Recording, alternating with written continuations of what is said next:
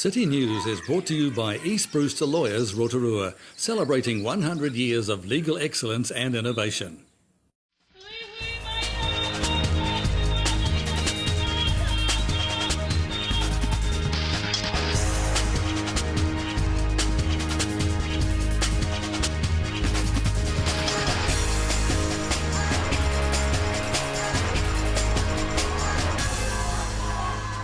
Good evening, Rotorua. Tonight on City News.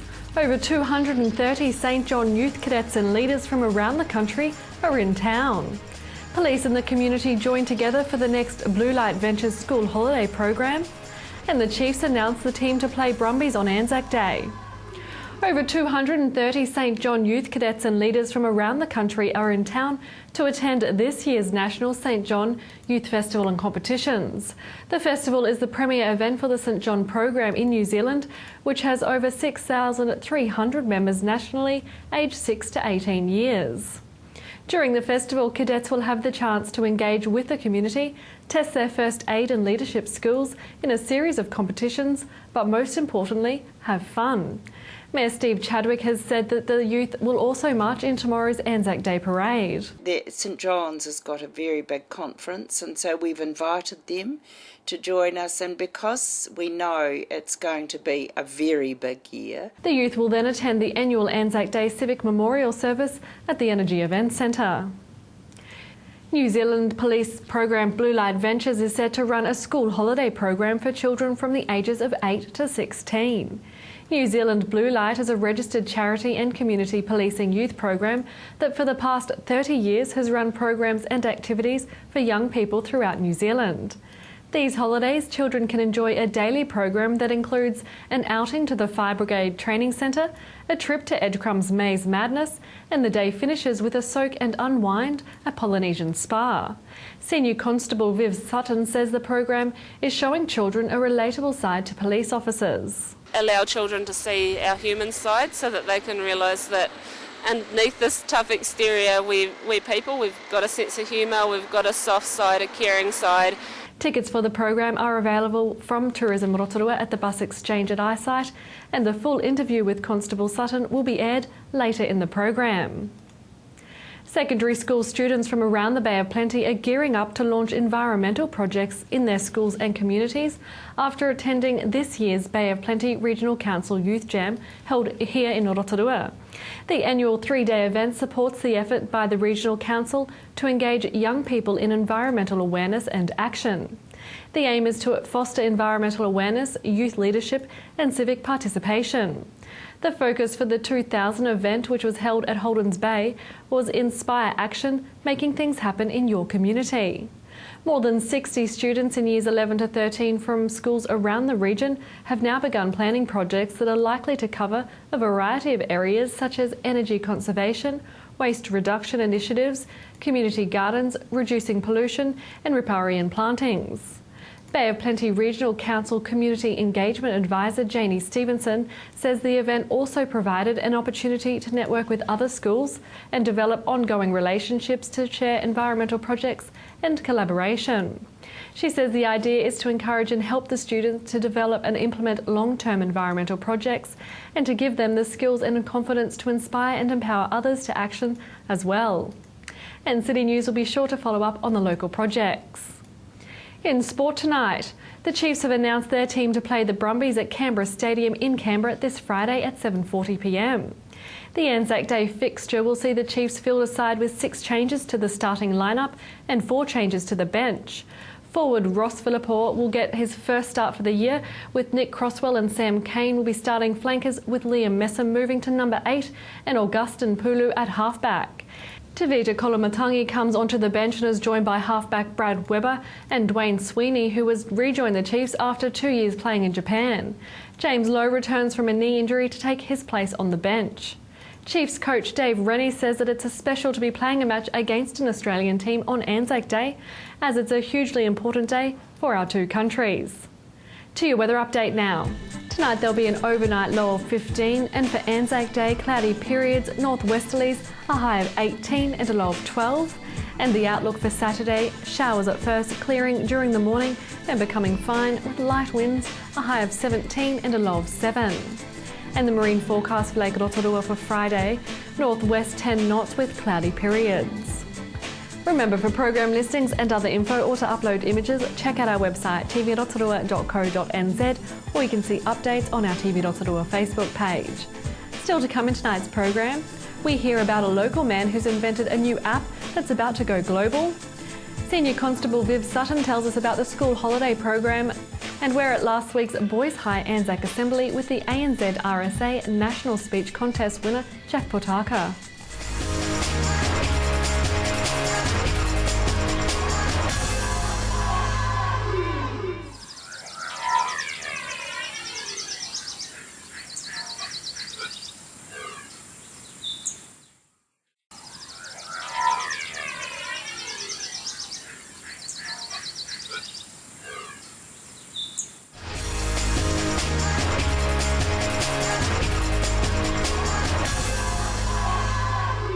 Well, if you have one of these phones at home like I do and it's full of apps just like mine, then you'll be quite interested in today's story, because I've got a gentleman with me today who's created his very own app.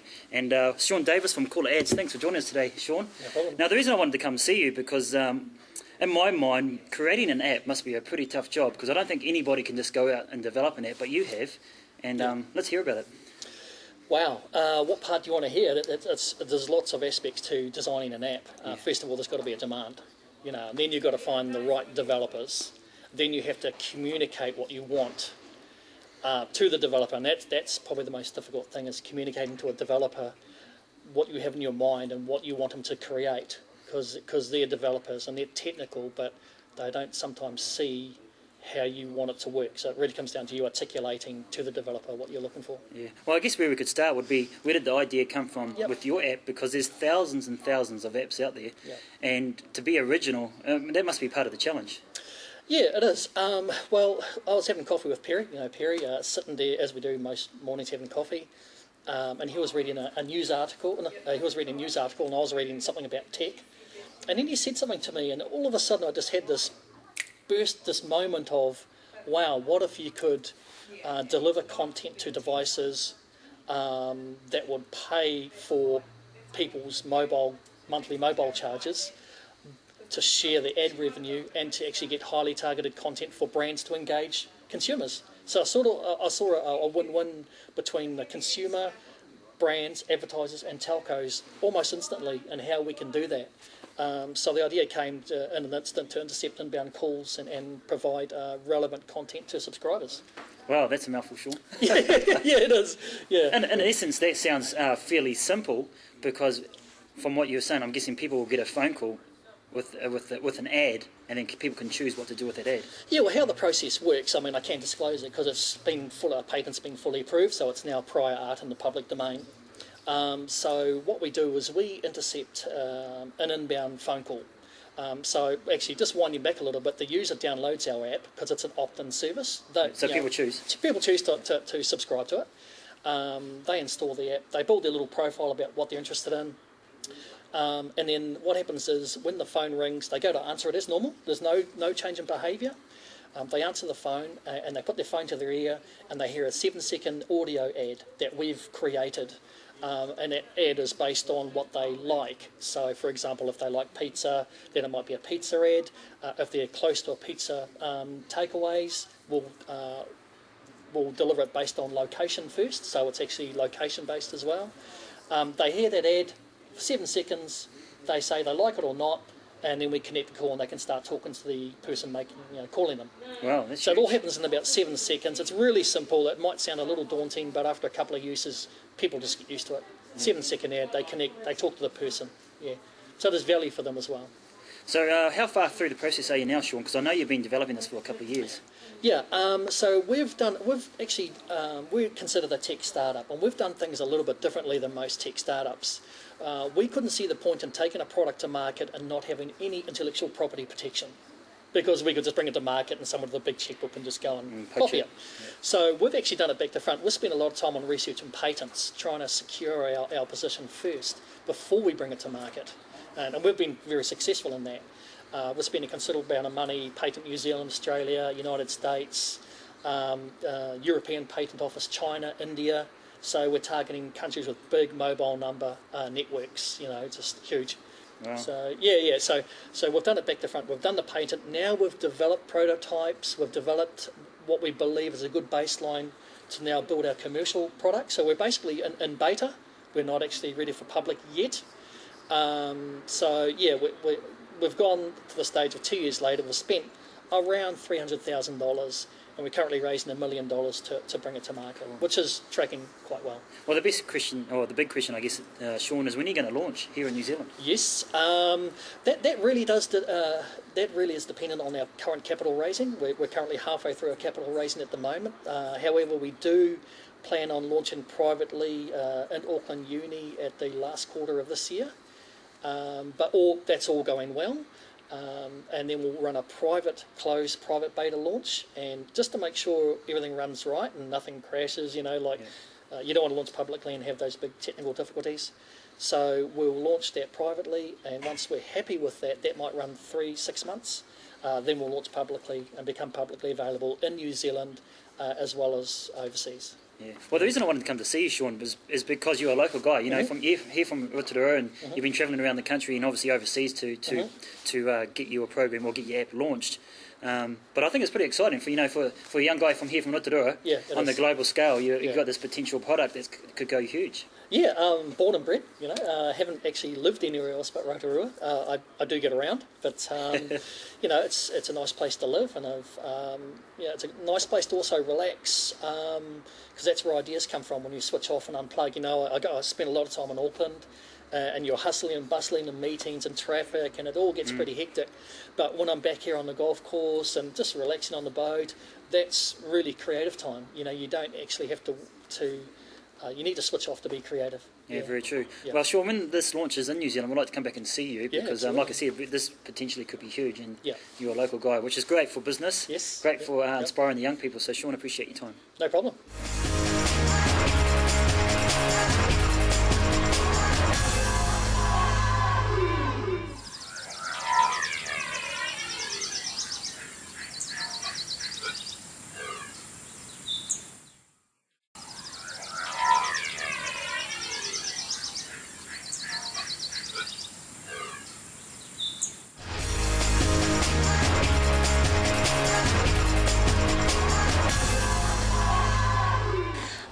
We are here on Fenton Street in front of the beautiful looking police station that is currently in development. It is rather special looking. Are you excited to be moving in there? Can't wait. Can't wait. Yeah, there's a whole lot of special architecture happening over there. It'll give us a permanence once we get there. We're a little bit in transition at the moment, so looking forward to it next month. So this is Senior Constable Viv Sutton, and what is your role with the police here in Rotorua? My role is predominantly around prevention, so I work in the schools alongside schools to deliver safety messages to students. So right from the young ages we talk about being safe passengers, being near roads and being safe and sensible, and as students get older the message changes and it becomes more safety around being a safe, responsible driver, and just how to conduct themselves in a responsible way as a good, reliable citizen or community member. So, yeah, that's predominantly my role at the moment. Well, the reason we've come to talk with Viv today is because the police are going to be holding a series of really neat fun day outs for youth from the ages of 8 to 16, and you've got a couple of days to start with that they're selling tickets for, and then once they fill up they're going to open it up for a couple more. But they sound really fun, and perhaps if you've got a young person, or if you are a young person looking for something to do, then this is going to be a rather neat day. So can you tell us about it? Sure. So what we've designed for our rangatahi is to come down to the police station on the morning that they've chosen to come on the trip with us, and we get into the bus and we head out towards Eastgate near the airport, and we're really lucky to have the National Fire Training Centre open up for us, and the staff out there are going to show us through their exciting new premises. That's where all the firemen in New Zealand get trained, and it's an amazing facility that they have out there. So the kids that come with us for the day will start the day there. It's a really hands-on experience. They'll have a ride in the fire engines and get to use the hoses and check out the smokehouse and the hothouse and have a really good time in there to get an understanding of what the firemen do for their training. And then we'll have a bit of morning tea and it's back on the bus. We'll head towards Edgecombe. There is an amazing place called the Amazing Maze in Maze, and that's where we're going to spend a couple of hours endeavouring to get through the maze. And a good day out it will be. It will only cost $32. Now you could not get the petrol to get to all of these places and some food and a soak in the hot pools and into the maze for $32, so that's actually a real bargain. So you'll need to be quick if you would like one of your children, or if you've got your own way around, your own FPOS card, if you're old enough, you want to be quick to get in and get those tickets. So how can people get them? So tickets are for sale at Tourism Rotorua, which is where the buses go into and out of, and they are another supporter of ours actually. We don't have FPOS facilities, and they have their open hours are actually more available than ours, so we'd like to acknowledge the partnership through them with the RDC. And if possible, I'd just like to mention for the next lot of school holidays we go to the snow. So we have a day down at Whakapapa on the snow discs, and then the following set of holidays we go up to Rainbow's End. So we always have a really good time whenever we travel. Parents can rest assured that their children are safe in our hands. We have a number of community volunteers and also police officers that are staffing and supervising the trips. And what a great way during the holidays to get the kids that are missing each other from school together for a really safe, and I mean, who could you be safer with than the police? so there'll be no naughty business happening on the trips, no bad influences, so and not only that, but the children are actually developing good relationships with the police as well, aren't they? For sure, yeah, we like to allow children to see our human side so that they can realise that underneath this tough exterior we're people, we've got a sense of humour, we've got a soft side, a caring side, and we like the local children to see that so that we become more approachable to them, and if they have problems they can come and talk to us about it if they need help. And also the deeper aspect of it, that it is actually crime prevention, isn't it? Because you're getting children when they're young, you're getting them before they end up in trouble later on, and you're planting some really good seeds. So thank you very much for your time. It's been a pleasure, and I've got a little guy who's going to be on the bus. He's off. Thank you.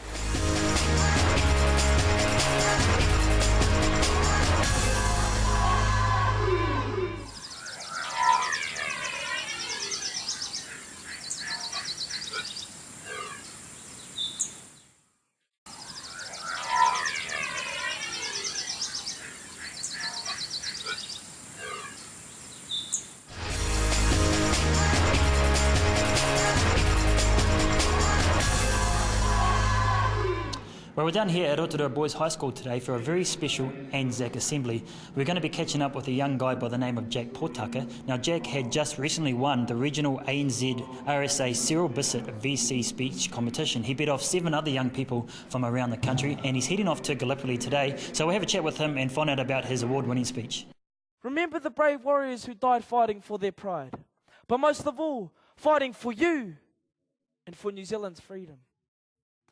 Let the action of those brave warriors and all those who have gone before inspire you to begin your journey, to stand proud, to establish the mana for you and your whānau. Remember the leaders of the past. Remember the sacrifices they made. Remember them. Remember, within every person is a great warrior. Nurture and care for that warrior within you, and you will grow, and you will blossom. Kia ora. Jack, nice to have you on the show today.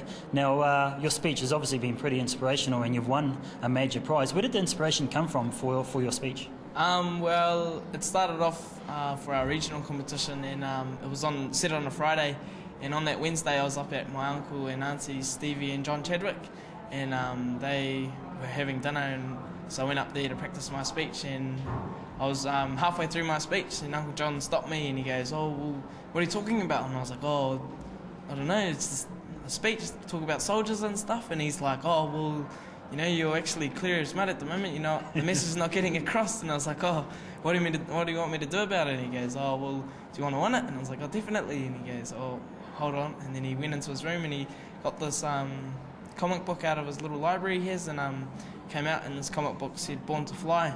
And it was a story about one of his fathers is Uncle Bulla, and his whāngai brother, his adopted brother, was this man, Johnny Puhe. And Johnny Puhe is one of my koroua, and he was the first Māori ever in the Royal Air Force, and wow. So that's where it all started from. Wow, that's a huge history there, isn't it? So how long did it take you to write it? Well, because I seen Uncle John on the Wednesday and I had to present it on the Friday, I only had a day really to write it all out. So on the Wednesday... So the pressure was on, eh? Yeah, definitely. And on the Thursday I had a bit of an athletics competition for the Mid-Islands. So in between races I had to write it and learn it at the same time, and then it was just all a rush. And then Friday was the presentation for it, so yeah. Now obviously you won, but what was it like being up on stage? Because you're up there for quite some time, weren't you? Yeah, 8 minutes is pretty long. It's probably the longest 8 minutes of my life. Yeah, it was pretty overwhelming to see everybody. I mean, when I was speaking, everybody said that the room was just silent and you could hear a pin drop, so that was pretty daunting with that, but it felt good, and I could connect with the crowd and whatnot, so yeah, it was really good. So when you were practicing, what were you envisioning when you were going to be on stage? What was going through your mind? Did you go through the speech word for word and just practice all night long? Yeah, pretty much, because I live in the hostel, I had my roommate in there, and he practically knew the speech before I left. The whole hostel was getting annoyed with me, practicing, but yeah, it paid off in the end. Now, just for our viewers at home, we are actually here at Boys High now because you're going to be presented the first prize by a very special guest. Yeah, Mr. Collingwood, he's the president of the RSA here in Bay of Plenty, King Country and Waikato district. And yeah, so that's good. And also the ANZ company are going to present me with a big cheque. Cool, so how much was the prize and what is it exactly? Well, I've earned $1,000 at the regional competition and then another $1,000 at the national competition with a Toshiba laptop and a Canon camera. And then also I won the opportunity to go over to Gallipoli today, actually, via Dubai, and represent New Zealand's youth over there at the Dawn Parade. Wow, that's amazing, Jack. What did your parents say when you found out you won? Well, the Governor General actually announced the prize winner, and usually you'd say the second or the runner-up first, but they did it the other way around this time, and they said the winner first and then the runner-up. And because the Governor General said it, we were thinking, oh, it's the runner-up. And then when he announced my name, all Mum and Dad, they were like, oh, good job, second. Awesome. But they all thought, oh, no, you got runner-up. And then my teacher, Wendy Simpson, the smart one, she was listening in and was actually announced the winner. So after that, they were wrapped. What about the reactions of your friends? Yeah, well, when I messaged all my friends, they were just like, wow, all my hard work had paid off, and it was real relieving. Cool. Now, we're almost out of time, Jack, because you're just about to be presented your prize, so we'll wish you best of luck. Nice to meet you. Yeah, and we'll be looking forward to catching up with you when you come back from Gallipoli and find out how you enjoyed that. There's the mayor going past, giving me a little tickle on the shoulder. Yeah. So we'll go up there and receive your prize, and we'll catch up with a few other people. So good on you, Jack. Thanks for your time. Thank you. That was Jack Potaka, winner of the ANZ RSA Cyril Bassett VC National Speech Competition.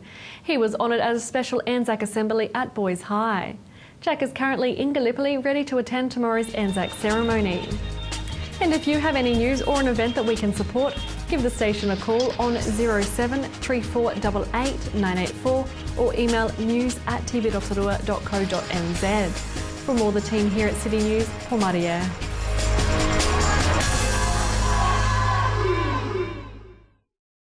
Supporting local content so you can see more of New Zealand on air. City News was brought to you by East Brewster Lawyers Rotorua, celebrating 100 years of legal excellence and innovation.